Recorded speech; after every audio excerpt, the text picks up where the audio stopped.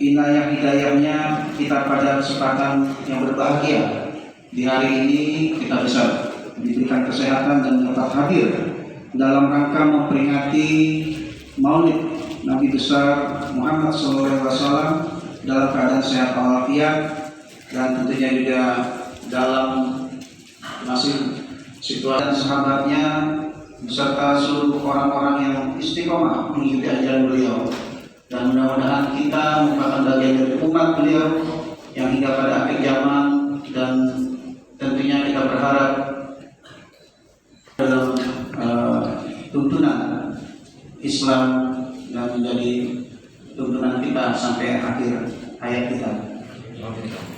Kaum muslimin dan muslimat yang berbahagia, memperingati Maulid besar Nabi besar Muhammad Sallallahu Alaihi Wasallam seperti saat ini tentu hendaknya kita niatkan sebagai satu rasa ungkapan syukur kepada Allah Subhanahu Wa Taala yang telah menunjukkan jalan keselamatan bagi kita semua melalui utusannya yaitu Rasulullah Sallallahu Alaihi Wasallam, dan juga hendaknya kita wujudkan rasa syukur dan kecintaan dan perilaku maupun akhlak ataupun perjalanan hidup beliau dimanapun kita berada, agar kita benar-benar mendapatkan syafaat.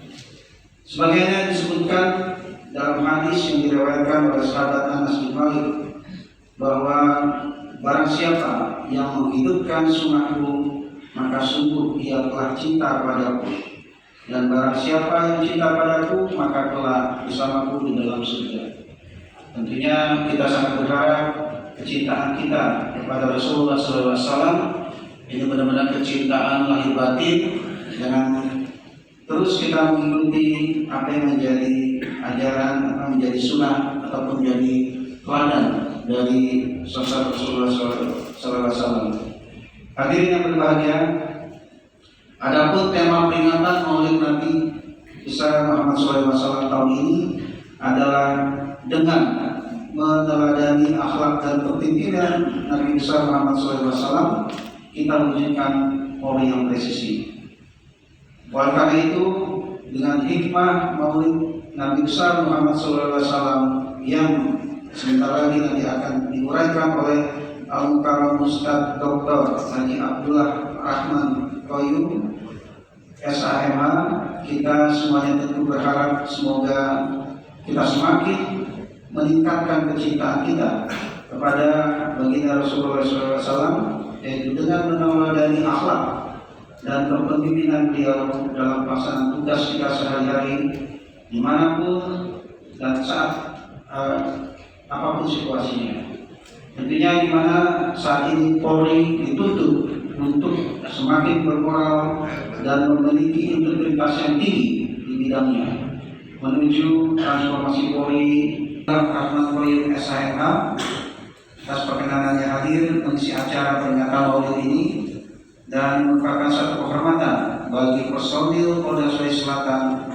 Dan selanjutnya saya mengajak kepada kita semua agar tetap disiplin menerapkan protokol kesehatan, karena kita masih dalam pandemi COVID-19 ini belum berakhir, dan tentunya kita dengan beriring ikhtiar dan doa yang dipanjatkan, kita berharap kita bisa kembali, pandemi ini akan segera berakhir dan dapat hidup normal kembali seperti sedia kala, seperti sebelum masa-masa pandemi. Amin, amin ya rabbal alamin. Demikian sambutan saya ini. Semoga Allah Subhanahu Wa Taala senantiasa memberikan limpahan rahmatnya, karunia-Nya, dan juga perlindungan serta kesehatan kepada kita semua.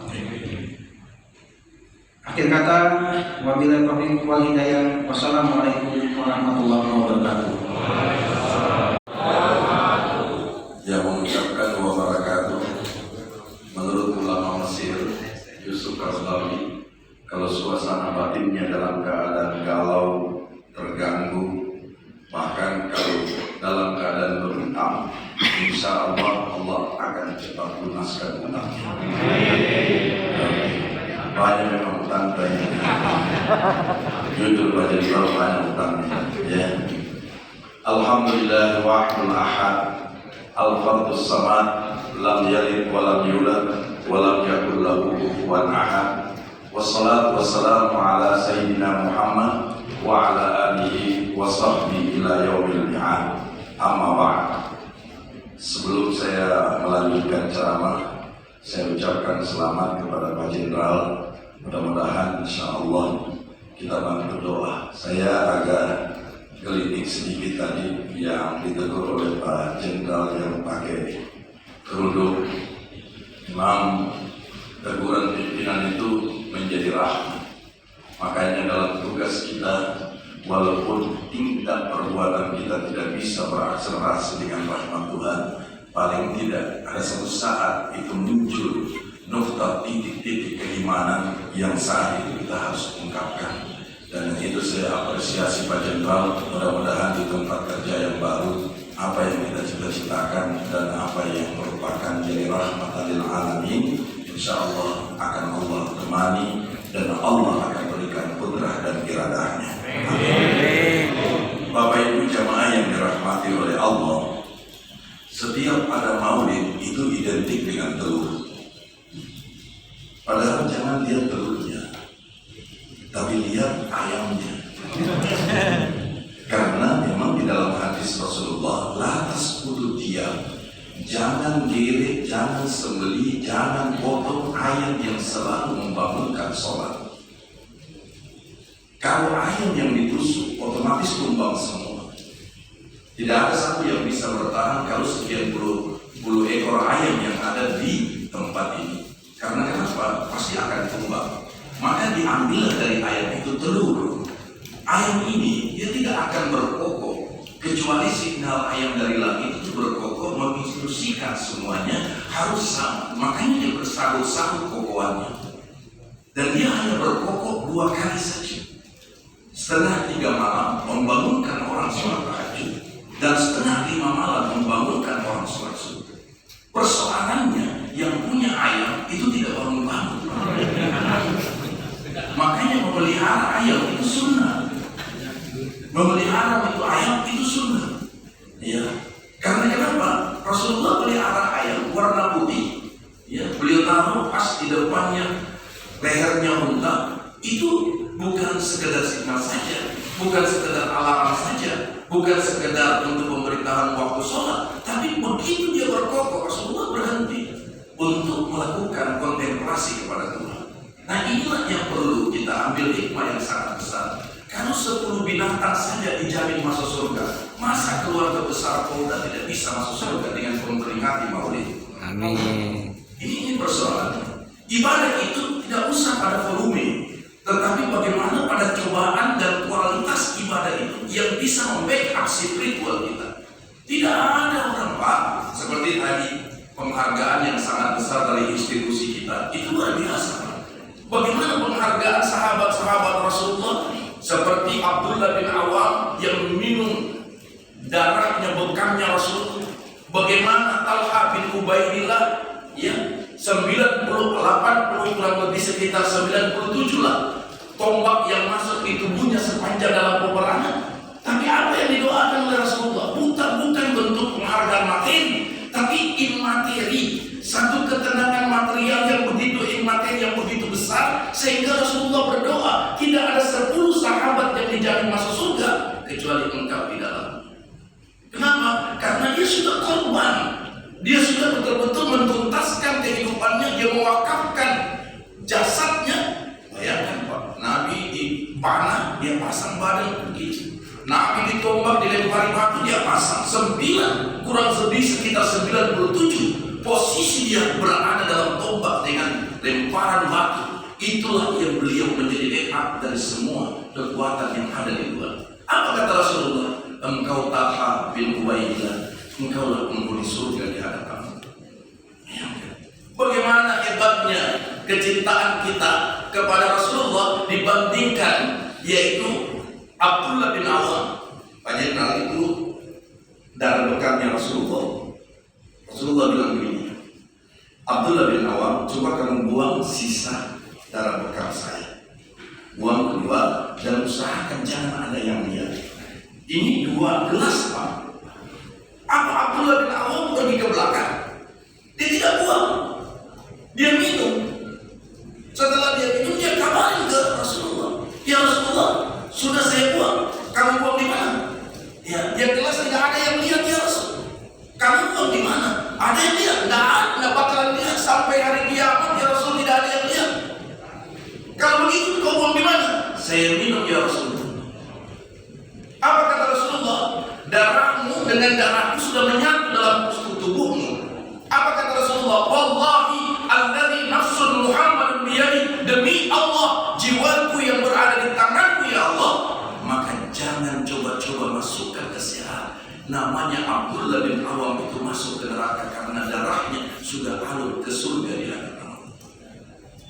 Kalau cuma sekedar apresiasi telur Pak, saya kira orang Sidrap yang duluan masuk surga. Karena penghasil telur yang paling terbaik Sulawesi Selatan adalah Sidrap. Kalau cuma budgetnya seperti ini, ya, maka yang duluan masuk surga itu orang Cikoa minta kalah. Budgetnya itu cuma agak menggelitik saya. Ini tadi itu apa? Polisi air. Polisi air. Ya, pola air. Maksudnya itu pola air maunya di sana. Ya, di kapalnya. Ya, tapi terbalik. Intelkam yang di sana. Berarti ini ada penilaian khusus yang harus diperlukan. Kalau dia dilombakan harus ada penilaian khusus. Maunya pola air punya yang sana ini. Karena kapal ya mainnya di air. Memang pola air itu tempat basah Pak. Ya, karena objek kerjanya air. Ya. Bapak Ibu jamaah yang sama berbahagia. Sebenarnya telur ayam ini cuma 3 warna saja. Warnanya hijau. Ya, hijau yang pertama. Hijau itu bukan simbolisasi agama, tapi memang kecintaan Nabi adalah warna hijau. Makanya disebut kubah hadra, yaitu kubah yang warna hijau. Kalau Bapak insya Allah ke Madinah, Bapak lihat itu adalah rumahnya Rasulullah, cuma lebarnya 5x5. Kemudian sekaligus rumahnya beliau dan itu jadi kuburan. Maka beliau cinta warna hijau. Yang kedua warna coklat. Itu sajadah yang terbuat dari pelepah korma yang berada dalam Ka'bah. Ada 3 sajadah. Yang pertama sajadah warna coklat itu milik Ibrahim, yang kedua Ismail, dan yang ketiga Nabi Muhammad. Makanya kita adalah pengikut Milah.